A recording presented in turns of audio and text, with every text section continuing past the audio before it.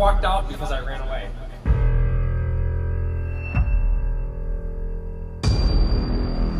I was 16 and I ran away. I stole a car and some money and I ran away. I never intended to come back.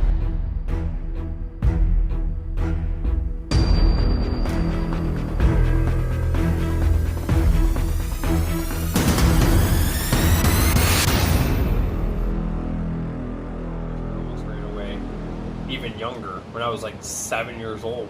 Oh yeah? We packed book bags and we walked to the railroad tracks and we were gonna run away. And there was a pickup truck with, there was guys in the back of in the bed of the truck. And to us, it looked like they were shotguns. Like they were holding shotguns while they were driving. And we were running and we went through the woods and they were driving down the tracks yelling. And we thought they were gonna shoot us. We were scared to death, yeah. And we didn't run away. We were that right changed back your home. mind real quick. Yeah, we went right back home. I don't even think life was bad. It was just we were Just something to kids. do, We were yeah. like, hey, let's run away. We'll go to the railroad tracks, hop a train, and Yeah. be gone. Yeah. Yeah, I think every kid has had that thought at one point. Yeah. Every kid feels trapped in their own way. Yep. And they just want to somehow get away from it. Escape it all. And disappear. Yep. All right, without going into too much detail, strictly because I understand the YouTube algorithm and everything, we were talking about your record and what's happened with that. With what you're comfortable sharing, can you walk us through that of like exactly what kind of took place with that? Whatever you're comfortable sharing. Yep. First, I do want to say, I'm very transparent in person, right? So there's a lot of customers locally, Dave being one of them, that knows my backstory. I don't try to hide it or keep it from anybody, but I've never put it out there in public like now. I was on drugs from a very young age. When I was helping my uncle on the pig farm, I told you he had a bad back. He was between him and my aunt, they were taking multiple different pain pills, and at one point even pain patches, which I never got into. But I didn't, it took me years to think about this, that I was probably addicted to drugs years before I actually remember being addicted to drugs, if that makes sense.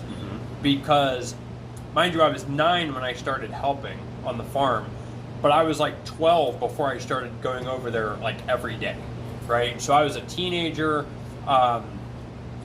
He always had a bottle of vodka in the cupboard, right? And there's a couple other things as well, but I remember there was always that bottle of vodka, and we always had orange juice. We loved orange juice.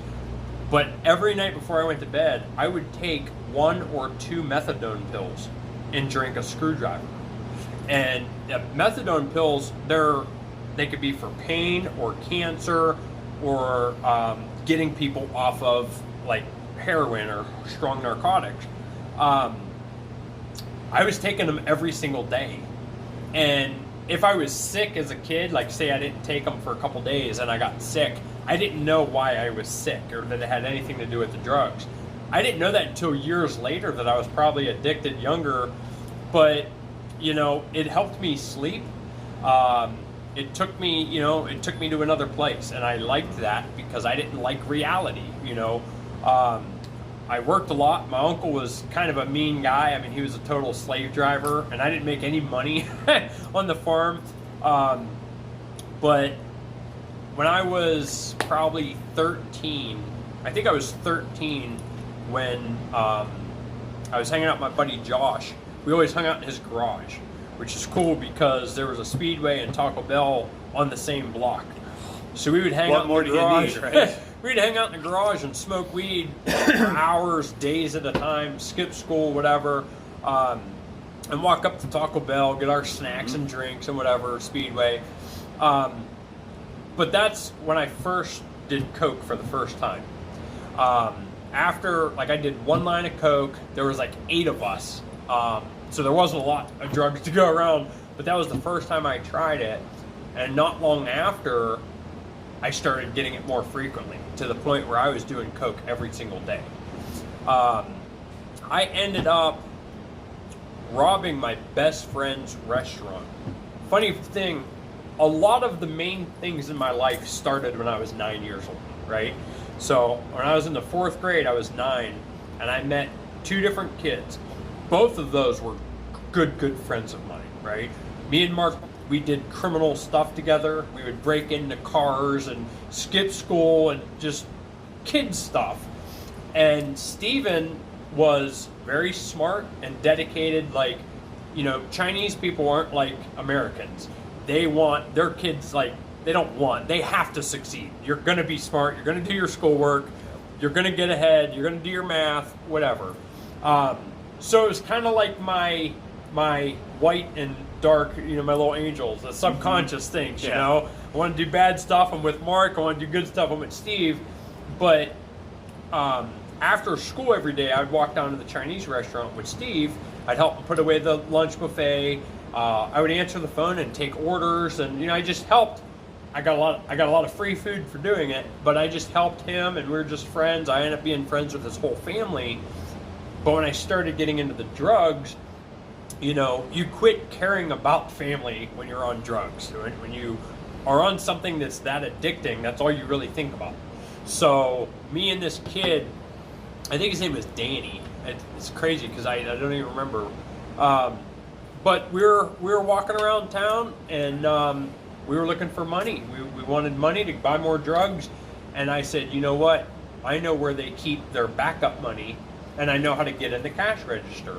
So me and him ended up walking all the way to the Chinese restaurant, and we pried open the back door, and they had a box. It was like a Tupperware thing where they keep the change for the cash register, small bills, and then the cash register itself. So me and him broke in, and we stole the money, and I think it was only like $350 maybe, plus the door, which is the damage. Problem is, I told people right away, which if you're a criminal, you're never supposed to tell anybody what you're doing. Rule number one. So I was not a one. good criminal. I got caught for pretty much everything I've ever done wrong in my life. I've always been caught. But yeah, you know, right around that time, and I should tell you this, because it wasn't just the drugs. At that point, at that day, I would say 2 months leading up to that day, I think it was 6 family members die over the course of about 8 weeks. So my life for like a whole summer, we had a funeral, sometimes 2 every weekend, right? That included my Aunt Bobby from the pig farm, my Uncle Andy. There was some family who I was close to. There was other family I may have never met or only knew a couple times. But it was all in quick succession, all these funerals, all this crying and heartache, and that just made me want to do drugs even more. But when my aunt passed away from the pig farm, my uncle was broken. Like, it destroyed him. And with his back and how bad his pain in his back was, he knew he couldn't keep living on the pig farm. He couldn't do the work to pay the bills, you know? Right. And it sucks because he even offered me the pig farm. He said, if you want this place, he's like, 60 acres, it's worth, at the time it was worth like $90,000. He said, if you could make the $700 a month house payment, I'll put a $100,000 life insurance policy on myself. And when I die, that'll pay off the property. You'll be set for life. He said, you'll have the house and you'll have property and you'll be set for life, but you have to do the work to make the house payment every month so that we don't lose it. Right. And I turned him down for that because he was such a slave driver. I thought I would have killed him. And I probably would have. Like, I promise you, I never killed nobody in my life. But I may have, because he was just such a slave driver that, like, all he thought about was work, which is probably me now. But I didn't want to do it because I didn't see a future there. I thought I'd end up killing him and spending the rest of my life in prison, so I said no.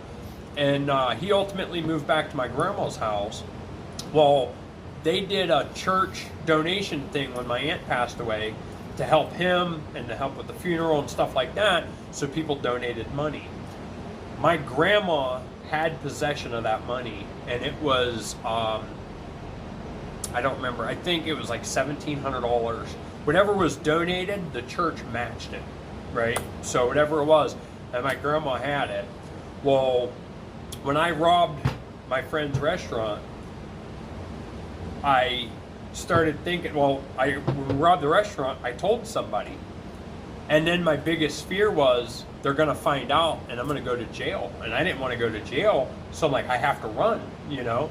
So I already knew where that envelope of money was because I already tapped into it. I already stole 300, which I didn't intend to steal it. I intended to borrow it, buy drugs, sell the drugs to replace the money, right? But when you're on drugs, you don't sell any drugs, you do them all.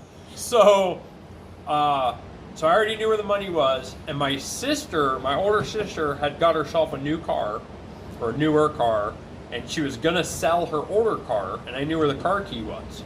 So after robbing the restaurant, I came home and I went and found that envelope, and I took the rest of the money, and I took the car key, and I took my sister's car to Cleveland, to my brother's apartment.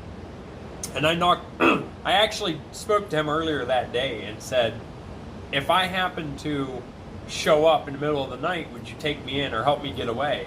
And he says, yeah. And so I guess I was already planning on running away before I did what I did. Sounds a little premeditated almost. But yeah, I ended up driving all the way to Cleveland. I knocked on my brother's door at about 2 a.m. And he let me sleep there. And then the next day, he took me from Cleveland to Parma. And he said I have to camp out there for a night or two, and then he was going to get me a bus pass to drive to go down to South Carolina, because I had a friend living in South Carolina, and he was supposed to help me like find work and a good source of income and this, that, and the other. Mind you, I'm only 16 at the time. Yeah. But the first night in Parma, which is only about 24 hours after I ran away, my brother showed up and said, come on, mom's at the apartment. You got to go home. So my brother told on me, and and then he brought me back to his apartment, and I rode home with my mom, and my uncle was very forgiving about it. I mean, I just stole like $1,700 from him.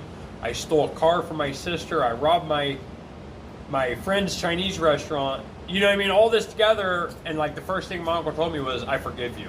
I know you're going through a lot right now because my aunt died. All this is happening. You know what I mean? Yeah. And he's just like, we'll get through this. Like, don't, you know. So it was cool because like when I went to court to face those crimes, every person I stole from went to court on my behalf and vouched for me. And they all kept me out of jail. I mean, I had 4 felonies at 16, and I did not serve a day in jail for any of them until almost a year later when I violated probation. Then I went to jail for 30 days. But there's a big difference if someone's there to vouch for you or not. You know what I mean? And I had, my whole family was in my corner even after I just ran them all through the mud. I mean, I hurt every one of them, and they all still stepped up and vouched for me.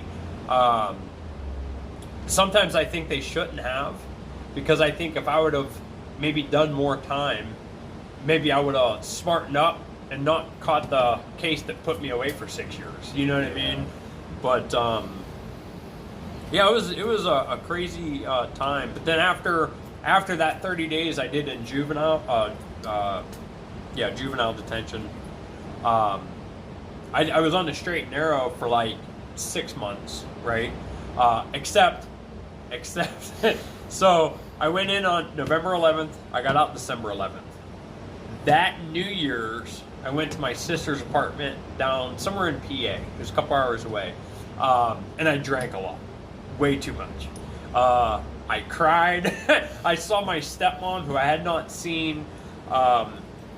She was my stepmom for 11 years. But her and my dad split up, and I hadn't seen her for like 2 or 3 years at this point. So I seen her again after already drinking more than I should have. So there was a lot of crying. You know, I fell down a hill. I was just totally shit-faced. But after that, I did have my life together, and I went back to work for the newspaper. And I was working full-time at the newspaper. and I was also working in Cleveland. So when I'd leave my job, I would drive to Cleveland and paint apartments, and then I'd drive back. And I lived in a trailer in Niles, and I also had an apartment in Cleveland because I was working for a guy. I was planning on moving to Cleveland when I turned 18. So I was actually in between working at both and going to school because I was in life skills. So I could take myself to school. So it was I was, 16, 17 years old. I was, doing my own thing, going to school, working 2 jobs. I had a trailer and an apartment in 2 different cities. Right. Everything was good till I got off probation when I turned 18. And I had to celebrate being an adult, and I had to celebrate being off of probation for the first time in like 3 years. And that celebration cost me about 10 years of my life. That might be a good next video. That I think we'll save that for another one here.